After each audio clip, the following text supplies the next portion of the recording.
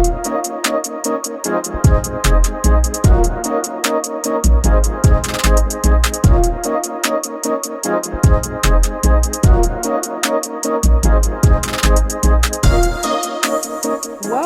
to For the Common Good with Juanita, a show where we inform, inspire, and empower our businesses, our communities, and people just like you. Well, I am excited about the show today because we have a special guest on the show today, and I've had the opportunity of interviewing him on my radio show and several years ago on the television show. So I am glad to have him back, and that is none other than Reverend Abraham Mackey. And he is a pastor, a community leader. He's a retired naval officer, and also he is licensed by the U.S. Coast Guard as a captain. Licensed captain. So he's got all kinds of experiences here, but I love to talk to him about current affairs and our state of affairs in the United States, because we need to be able to talk about what is happening in our country and in the world. And so I'd love to have his perspective and his view, and he always has such a warm and kind way of putting things. So I am always excited to be able to talk to him. So as you know, the book, The Common Good, really focuses on how we can come together for the common good, regardless of our politics, our religion, and our business affiliation. So that's what we're trying to do. So welcome to the show, Reverend Mackey. Thank you. Thank you so very kindly. It's good to be back on The Common Good. Well, I'm so good with your busy schedule. I'm so glad to have you back.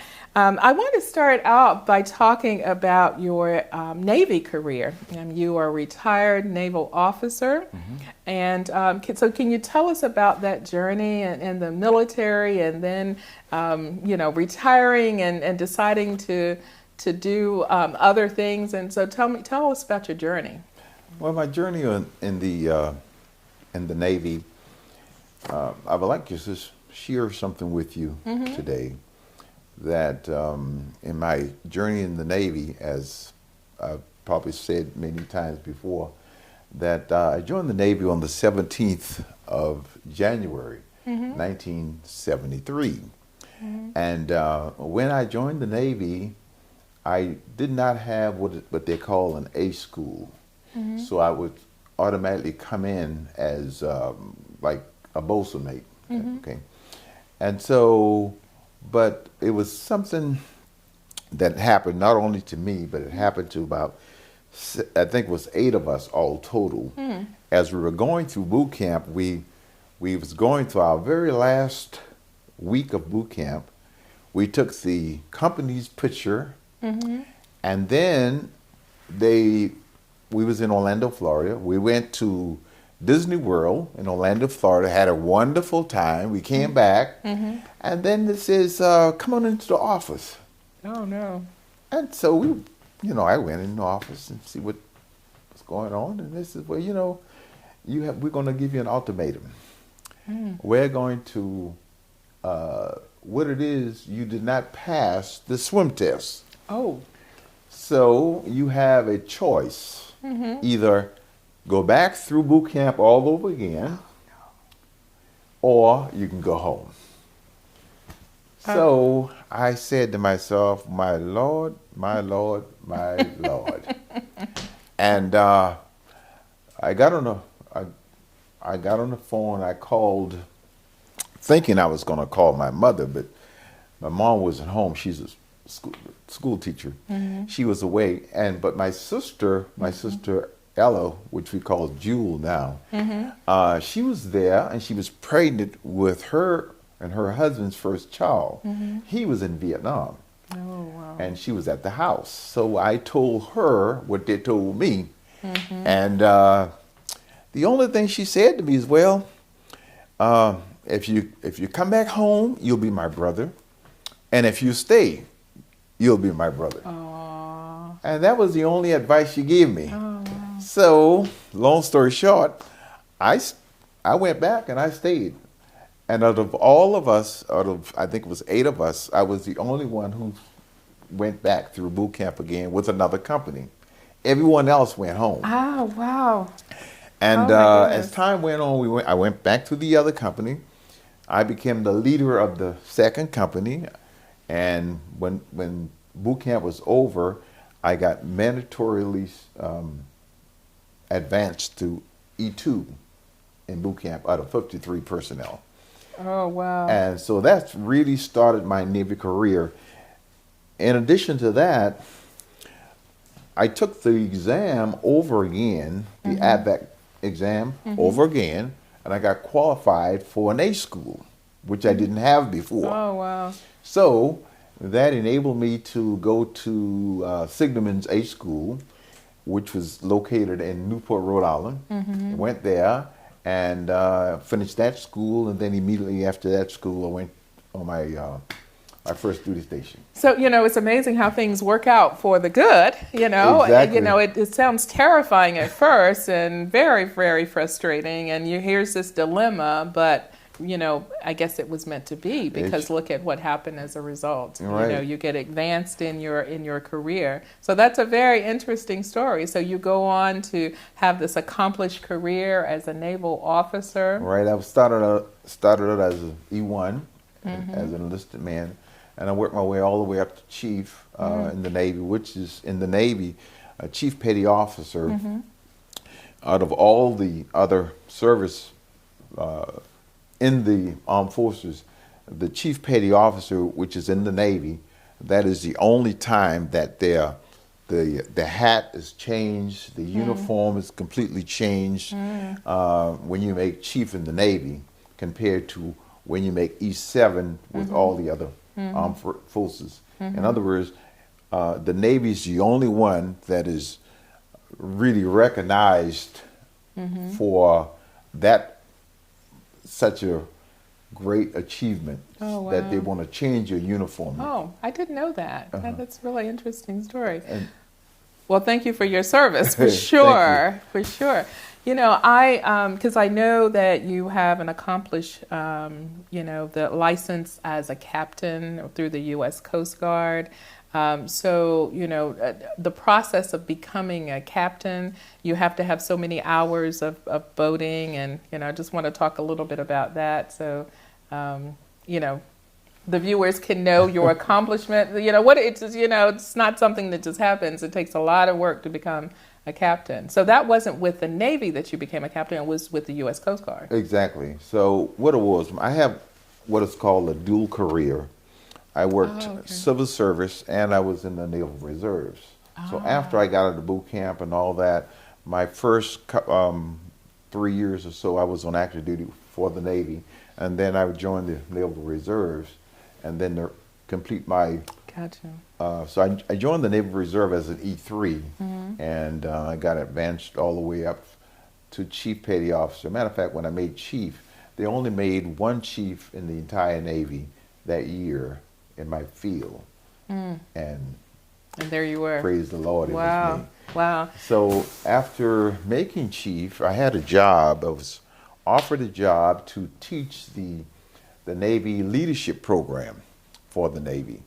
And that program consists of kind of like being in a suitcase all the time, because I would go, I had 4 states to go to, and every twice a month we had to go and teach.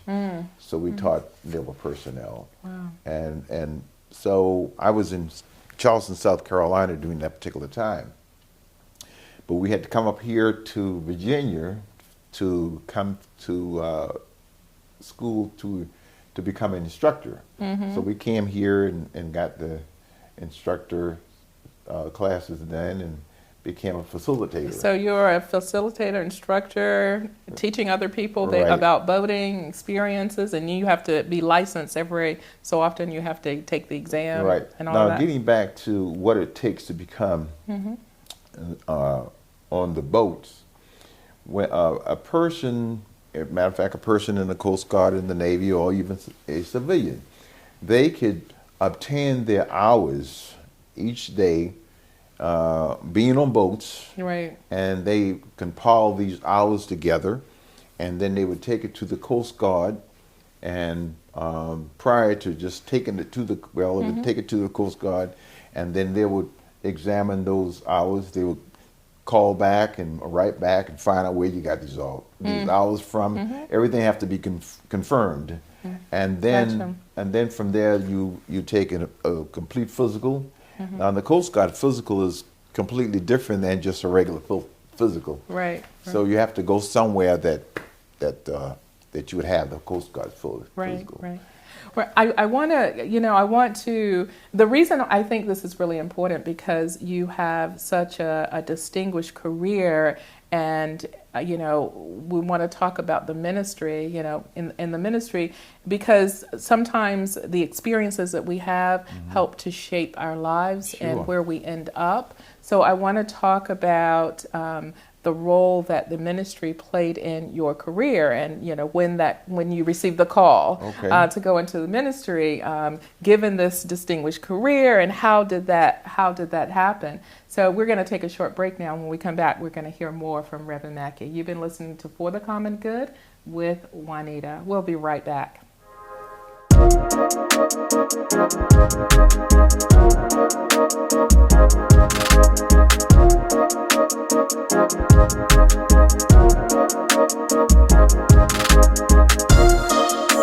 Welcome back to For the Common Good with Juanita. And today we've been talking to our guest, Reverend Abraham Mackey, who is a community leader, a pastor, retired naval officer, and a U.S. Coast Guard licensed captain. And so we've really had a good conversation about his military career and about becoming a captain and facilitator and trainer. And I want to talk, Reverend Mackey, about the ministry. Okay. Because you have such a distinguished career, and then you received a call, you got the call, as we say, especially in the church, to go into the ministry. So can you tell us about that, when that happened? Okay. Well, what it was, I was a radio host on radio Friday Yes, nights. you did. I remember you saying that you were a host on a radio show. I was working civil service in the Naval Reserves, radio host, some other little small stuff, and I had a crew of people on my boat that we moved ships and submarines. That's what we did. And while one day when I was at work, my crew and I, we would actually work for a long period of time without taking a break. Okay, so finally we took a break about 1 o'clock, and we went out and got something to eat, and we came back and sat into my little. I had a kind of like an office that I used to teach people about boating and navigational rules of road and all that kind of stuff. Wow. So I was teaching. I was sitting in that office, and we was getting ready to have something to eat, and I got sick, and they took me to the hospital and everything. And while at the hospital, by this time I didn't know, but my mom, my dad, my wife, and everybody was there. Oh, wow. And they couldn't find anything wrong with me.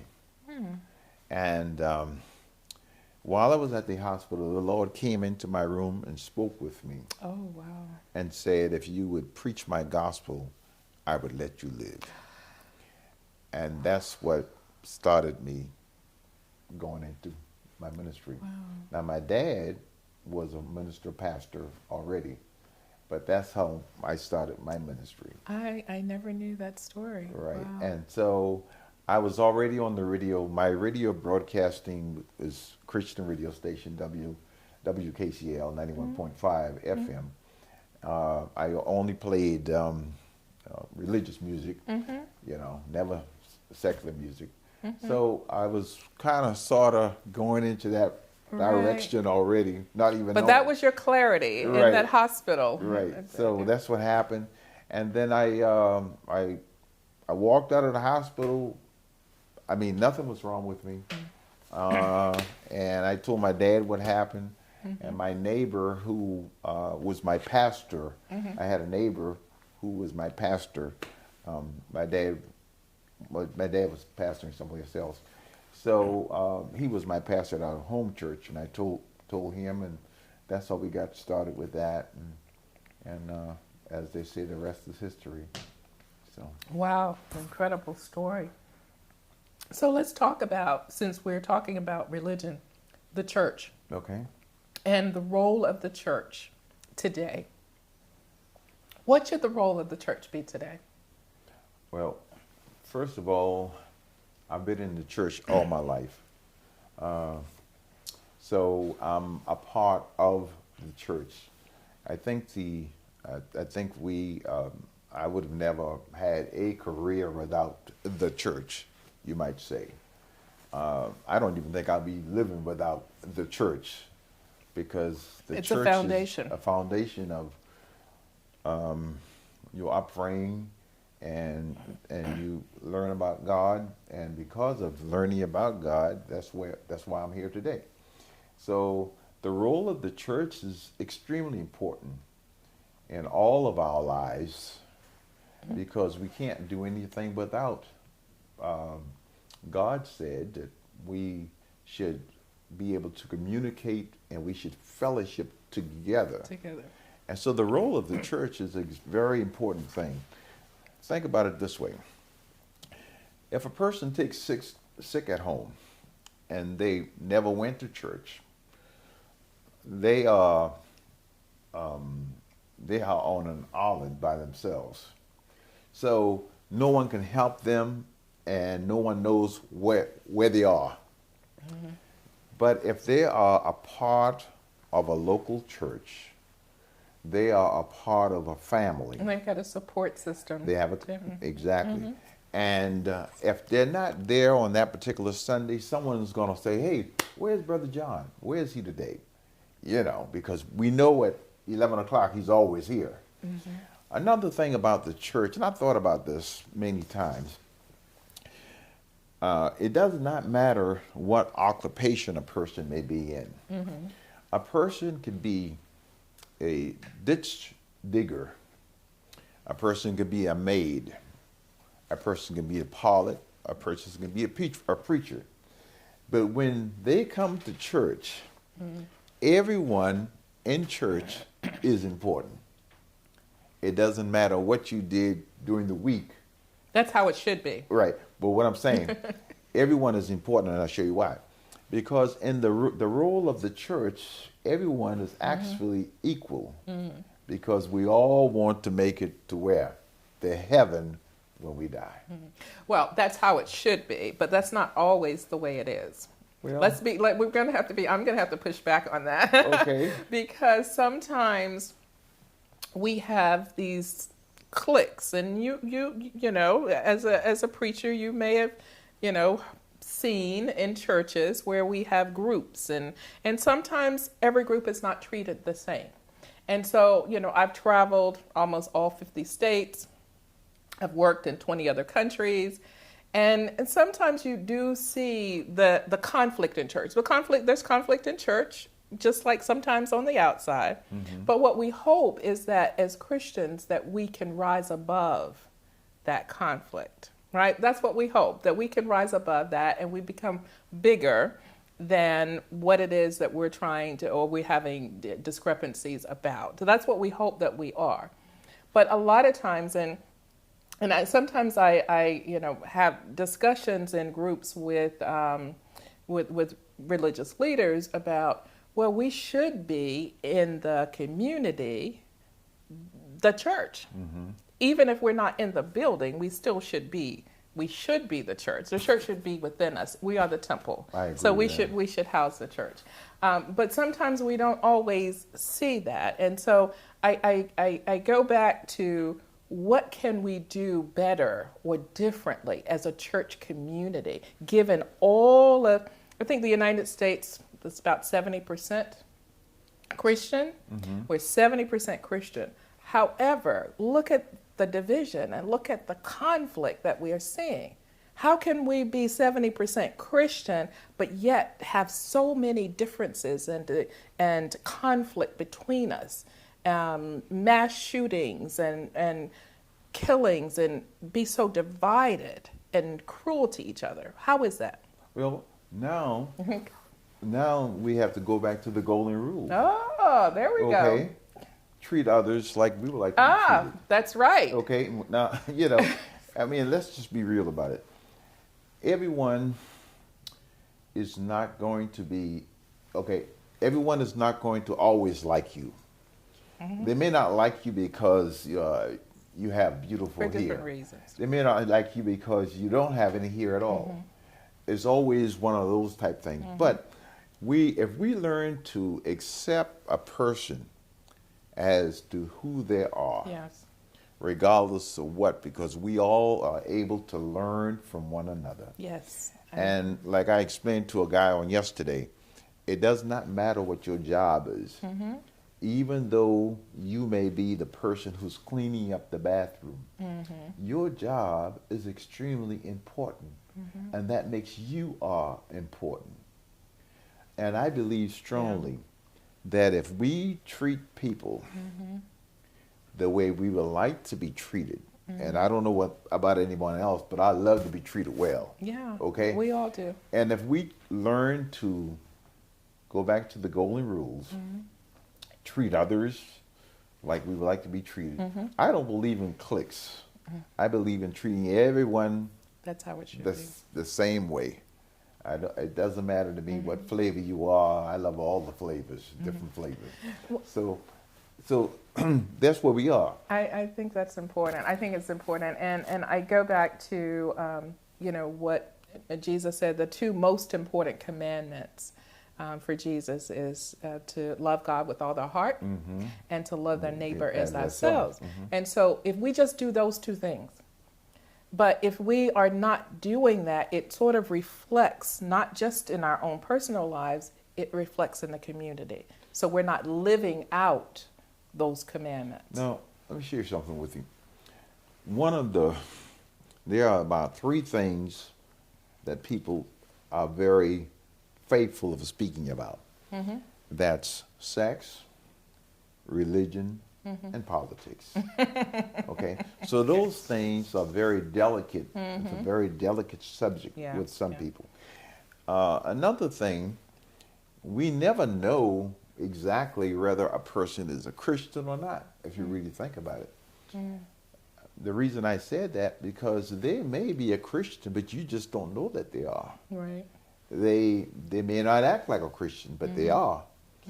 But in your presence, they may not act like a Christian, but in other ways, they can show that they are a Christian. So we have to learn to not just assume, because we know what assume does. We have to learn to think of a person. If they don't have a smile and we have one, why don't we just give them a part of our smile? Right. I agree with that. I can't remember. It might have been Mother Teresa. I always quote Mother Teresa because I just love her works. Is that the smile literally is that's a sign of love. That's a sign of peace. It really says, it speaks. It's a universal language, the smile. Because if you just smile at someone, that's just like opening your heart. It just sends a message to them that you are about love. Right. And so sometimes that's enough to really be able to connect with that person. So I think, at the root of everything, it's love.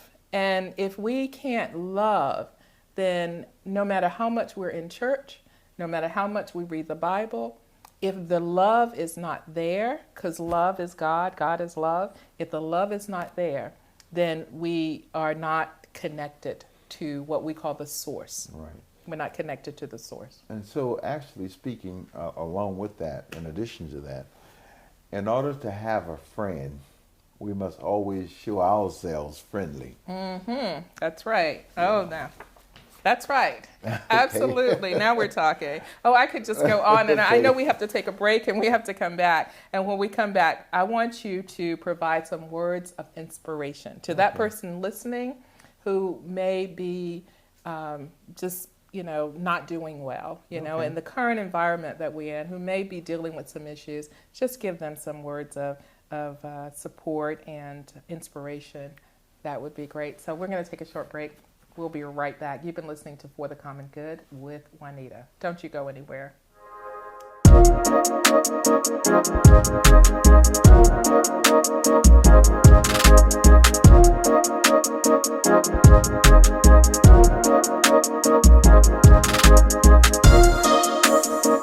Welcome back to For the Common Good with Juanita. And I've been talking to Reverend Abraham Mackey, and we've been having a very spirited conversation here, which is something we need to do, is spend more time talking with each other. And it's been such a blessing to have him on the show again. So Reverend Mackey, I wanted to ask you if you would just provide some words of wisdom or some inspiration to someone listening to the show today that may not be feeling their best. What would you say to them? I would say this to you today, that you are loved, you are beautiful, you are handsome, and you are loved. And not only do Jesus love you, but we love you as well. And your sisters and your brothers and even strangers loves you. So along those same lines, when it comes to children, which is, I have 3 children, they're all grown adults now, but we must be able to communicate with them as much as we can, and also encourage them to let them know that they are loved, and then that we are here for them, regardless of what they need or want, or just want a friend to talk to, because that's what parents does, but in general speaking, little boys need to know that they are loved. Little girls need to know that they are loved, and they are important to our society. Little folks need to know that they are important. Everyone under the sound of my voice are important. What you're doing here today is extremely important. Thank you. Because someone is listening, and someone needs to know that they are wanted, needed, and desired to have. So thank you so much for that. Now, if the viewers wanted to contact you, what would be the best way for our viewers to contact you? My contact information would be amackey2@cox.net. That's amackey2, the number 2 at Cox, COX.net. Okay, and Mackey is spelled? Mackey. Great. Thank you so much, Reverend Mackey. I really appreciate your being on the show. Thank you. I'm very passionate about reaching people for the common good, to help people to know that we're all here together to support each other, and we need to show more love. If the world was a gigantic puzzle, each of us would have a piece of that puzzle and a purpose for being here on this earth. And in order to live out that purpose, we need to help each other to fulfill our purpose and our role and our piece of the puzzle for the world. So thank you again. Thank you for having me. For doing your part. Thank you so very kindly. I really It's appreciate been wonderful. And thank you for listening to For the Common Good with Juanita. We'll see you next time.